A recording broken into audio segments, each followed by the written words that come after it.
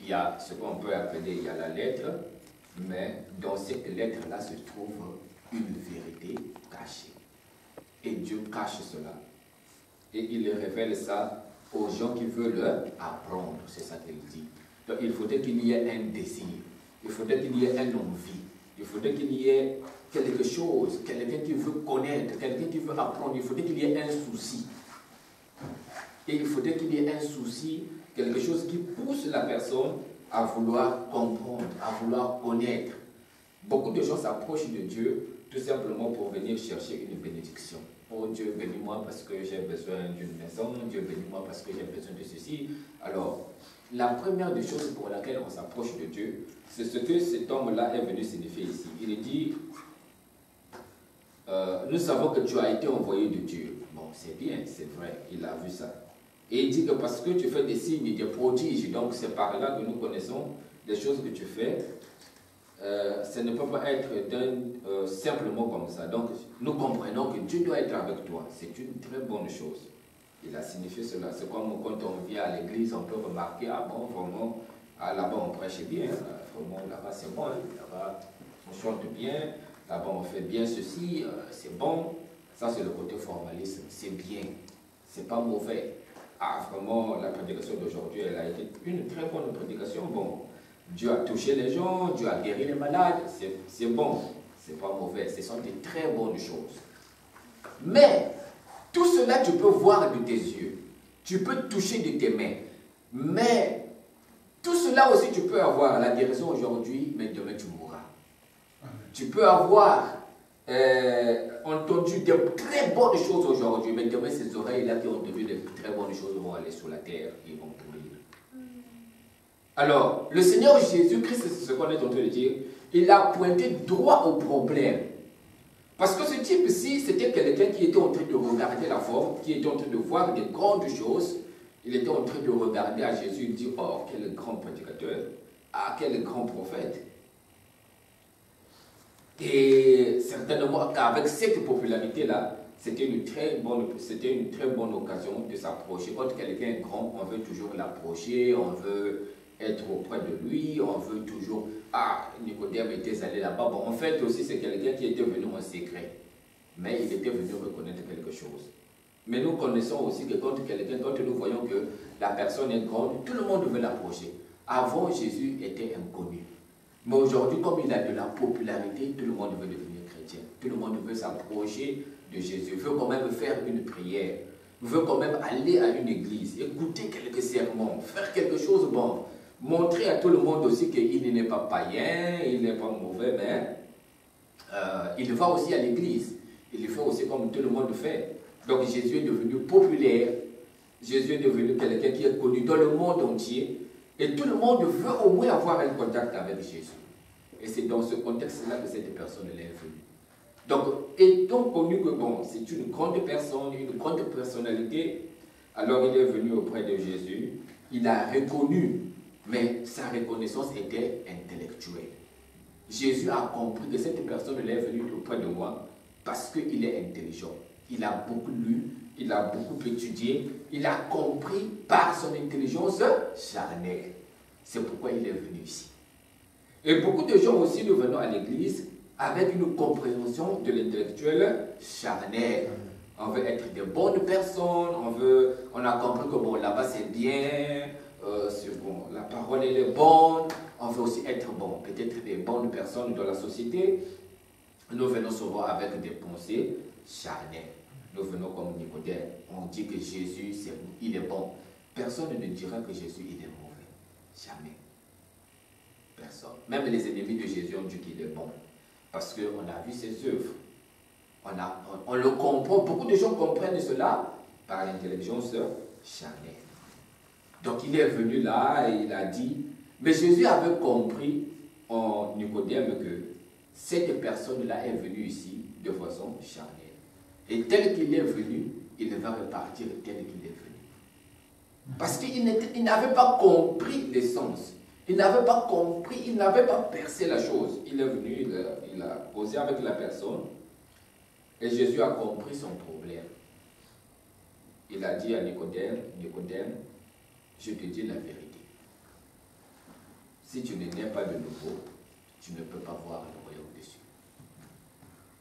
C'était ça la grande chose que Jésus était en train de lui dire.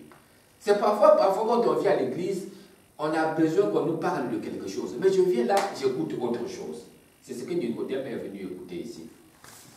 Il est venu ici, il a donné des éloges. Il attendait peut-être que Jésus lui dise, oui Nicodème, tu as bien vu, ou bien Nicodème, bon, les miracles que tu vois là, ça se passe comme ça, c'est parce que c'est comme ceci, c'est comme cela. Mais Jésus est en train de lui emmener quelque part d'autre. Il est en train de lui dire que Nicodème, il faut naître de nouveau. Ah, toi tu viens à l'église, ah moi j'ai un problème là, vraiment, si Dieu pouvait me guérir. Tu arrives là, Dieu te parle de quelque chose de différent. Contraire à ce que tu t'es mis dans l'esprit. Contraire à ce que tu t'es mis dans ta conscience, dans ton intelligence. Tu as besoin de quelque chose, mais Dieu te parle d'autre chose. Parce qu'en réalité, Dieu nous répond ou nous parle des choses dont nous avons vraiment besoin. Pas des choses que nous pensons avoir auprès de lui, mais il regarde selon nos besoins. C'est la chose essentielle qui va nous aider. C'est pour cette chose-là que le Seigneur nous parle. Donc, je peux venir à l'église, je m'attends à quelque chose, mais j'entends quelque chose de contraire. Bon, on va prendre par exemple un exemple. Alors, quelqu'un peut venir à l'église parce qu'il a peut-être un problème, souvent peut-être chez les voyants, quelqu'un a un problème à l'école et il attend que Dieu lui parle de son problème à l'école. Et il arrive là subitement, Dieu est en train de lui parler d'un péché. Moi je pensais qu'il va me parler de mon problème ici, là, de l'école et tout ça. Mais Dieu, il est allé pointer quelque chose que moi je ne voyais pas. Un péché. Qu'est-ce que ça veut dire? Alors cette personne-là est comme désorientée. Il se dit, mais comment? Moi j'attends que Dieu me parle d'un truc, comment je vais faire, comment je vais réussir mes études, comment je vais faire ceci. Mais il est en train de me parler de mon péché. Ah, j'attends que le Seigneur me parle de quelque chose de grandiose, de quelque chose que je peux faire dans la vie, comment est-ce que je vais. Mais ici, là, il est en train de me parler de la nouvelle naissance. C'était un docteur, il était peut-être venu pour que Jésus puisse lui montrer le secret des miracles, pour que peut-être que quand il va repartir là-bas, lui aussi il va commencer à opérer peut-être des miracles, il va commencer à faire comme Jésus, parce qu'il est venu dans la nuit, il voulait avoir quelque chose de Jésus. Mais Jésus lui dit vraiment, il faudrait que tu naisses de nouveau. C'était le grand besoin, et c'est le grand besoin de ce moment dans lequel nous sommes en train de vivre. Pourquoi beaucoup de vies chrétiennes connaissent des échecs? C'est à cause de ce que nous sommes en train de parler ici, la nouvelle naissance. Qu'est-ce qui fait qu'un chrétien changeant de pays, il ne devient plus chrétien? C'est la chose dont nous sommes en train de parler ici, la nouvelle naissance. Qu'est-ce qui fait qu'un chrétien, rencontrant une situation, abandonne la foi? C'est la chose dont nous sommes en train de parler ici, la nouvelle naissance. Amen. Qu'est-ce qui fait qu'un chrétien peut vivre tout un mois sans contacter les choses de Dieu, sans prier? C'est la chose que nous sommes en train de parler ici, la nouvelle naissance. Dans la nouvelle naissance, c'est quelque chose de très capital. Elle est très capitale pour tout croyant. Quand quelqu'un vient à Jésus, la première des choses dont il a besoin, c'est la nouvelle naissance. C'est une expérience réelle. Quand il n'y a pas une expérience réelle, on devient religieux. Amen. On commence à se familiariser aux choses de la foi, on commence à se familiariser aux choses de l'église. Bon, les gens s'habillent bien, moi aussi je dois m'habiller comme les autres. Bon, les gens font ceci, moi aussi je fais comme les autres. Parce que j'ai compris intellectuellement que c'est bon, c'est pas mauvais. Mais ce dont nous avons besoin, ce n'est pas la compréhension intellectuelle que c'est bon, mais c'est la compréhension surnaturelle que c'est bon. Parce que quand on comprend intellectuellement, quand les gens là ne seront plus là, je ne vais plus continuer. Amen. Je vais tomber. Amen. Quand les gens là vont me quitter, je ne saurais plus continuer mon chemin. Amen. Parce qu'aujourd'hui, je peux venir à l'église et je regarde, ah vraiment, c'est le frère là qui m'a invité. Le jour que le frère là va partir, ma foi aussi est tombée. Amen. C'est ça dont nous sommes en train de parler ici. Quand quelqu'un est intellectuel, il vient de façon intellectuelle, il vient de façon charnelle, c'est ça qui se passe. Amen. Quand il verra que, l'homme qui m'a prêché la parole là, il est tombé. Donc moi aussi, je vais faire quoi? Amen. Lui aussi, il est tombé. Qu'est-ce qui se passe? C'est le manque de connexion avec Jésus directement. C'est le manque de connexion. Il s'est connecté à Jésus par un intermédiaire. Donc c'est par cet intermédiaire-là qu'il était en train de devenir chrétien. Mais il n'est pas devenu chrétien parce qu'il a croisé Jésus. Mais c'est par intermédiaire qu'il est devenu chrétien. C'est par un signe, c'est par un miracle, c'est par quelque chose qu'il a vu dans la vie de quelqu'un et qu'il a voulu que ça puisse arriver aussi chez lui. Alors il est devenu chrétien. Mais il n'a pas rencontré celui qui donne la vie lui-même. Alors c'est ça le plus important. C'est ça la vie chrétienne qui peut tenir jusque dans la vie éternelle. Sinon, c'est quelque chose qui va durer un moment et puis ça va disparaître. Mais quand la vie est de la personne, la vie, elle se montre elle-même. C'est quelque chose qui est en toi, on ne peut pas l'étouffer, on ne peut pas l'enlever. Donc partout où tu seras chrétien. La nouvelle naissance, c'est quelque chose de très important. Alors, donc on était en train de dire que la nouvelle naissance, c'est la révélation de Jésus-Christ à l'individu. Ça veut dire que Jésus-Christ quitte le domaine de la compréhension intellectuelle, il rentre maintenant dans le domaine de la compréhension spirituelle.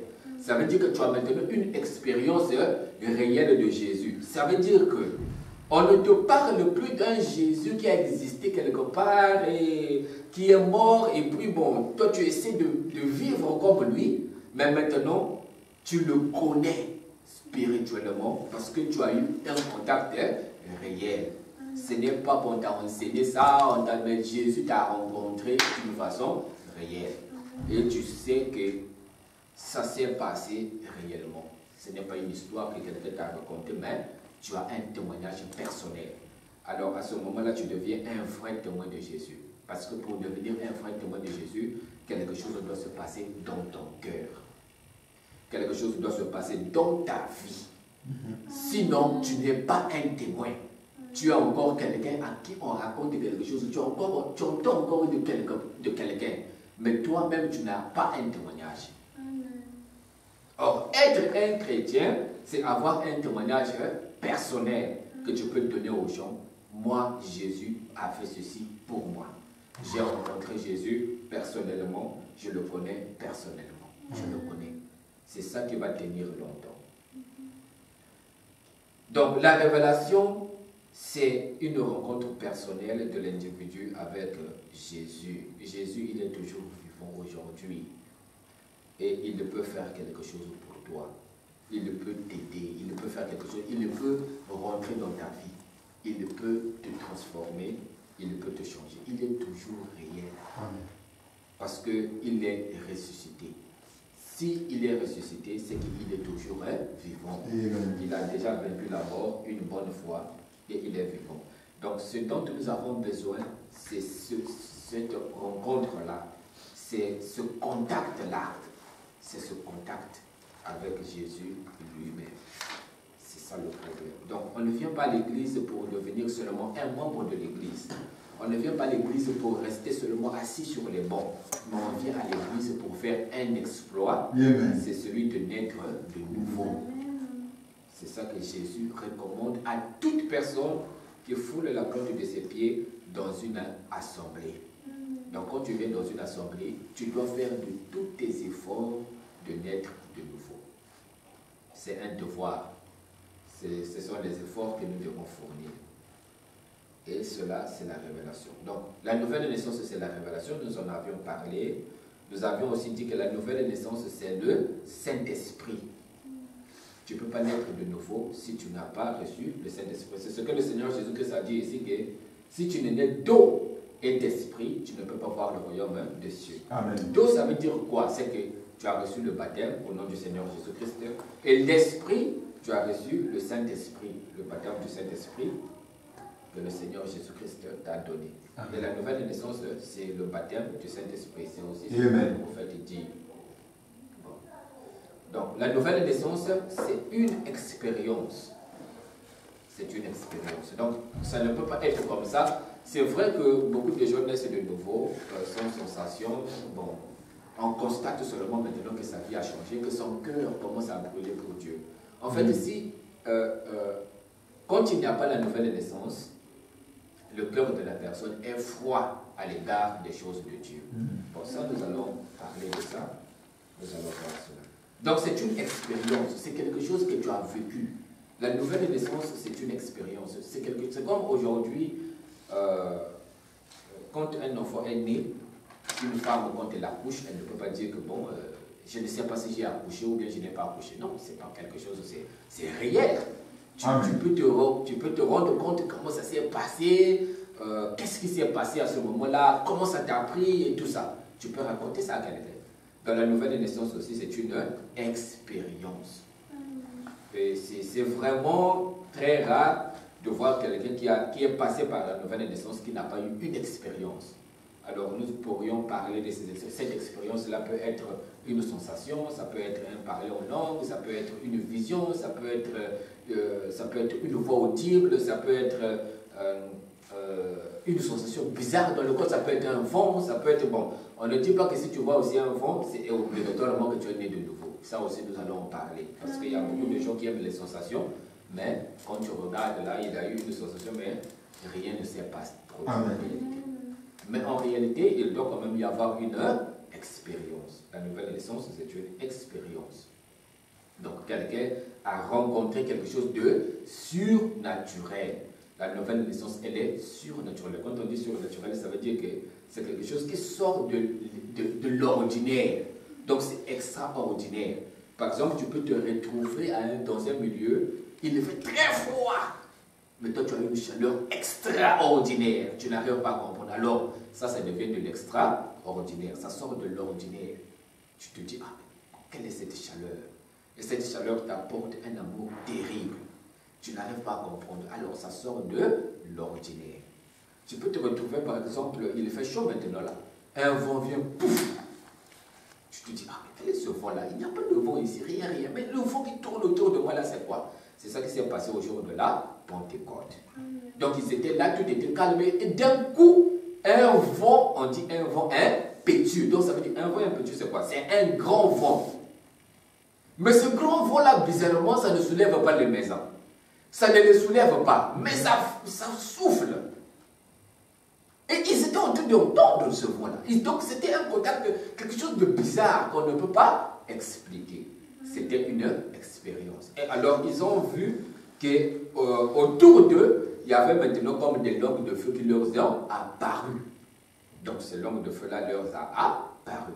Donc, quelque part, le prophète dit que c'était des langues qui entrecoupaient. Donc, des gens qui parlaient, mais ils étaient en train de tituber en parlant. Ils étaient devenus comme ivres. Donc, il veut dire, bon, mais ça sonne difficilement. Il n'a pas le contrôle de sa langue. Donc, il veut parler, mais ça coupe. Ça s'entrecoupe. Alors, une expérience qui n'est pas de l'ordinaire. Parce qu'en réalité, quand une personne veut parler, il parle couramment. Mais en ce moment-là, quand il veut parler, c'est autre chose qui sort. Il veut dire, bon, je veux, c'est Jésus. Il n'arrive pas à comprendre. Mais qu'est-ce qui se passe?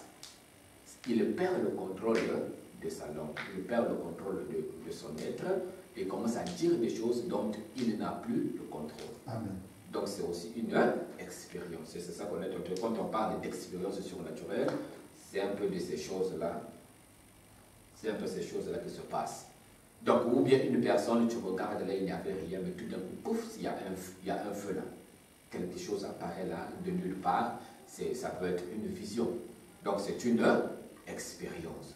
Ce sont des choses que Dieu fait, c'est pour te contacter. Et c'est une révélation. Ça peut aussi être un songe. Tu dors comme ça, quelqu'un te rencontre dans le songe, il te dit que moi je suis Jésus, je suis. Et voilà. Ça peut aussi être un songe, tu dors comme ça, un feu tombe sur toi et puis tu te réveilles et puis... Mais il y a eu un contact. Donc, un contact surnaturel. Donc c'est ça, la nouvelle naissance. Ça ne peut pas être le formalisme, comme à prêcher, prêcher, prêcher, et puis je suis devenu chrétien et tout ça là seulement comme ça. Non.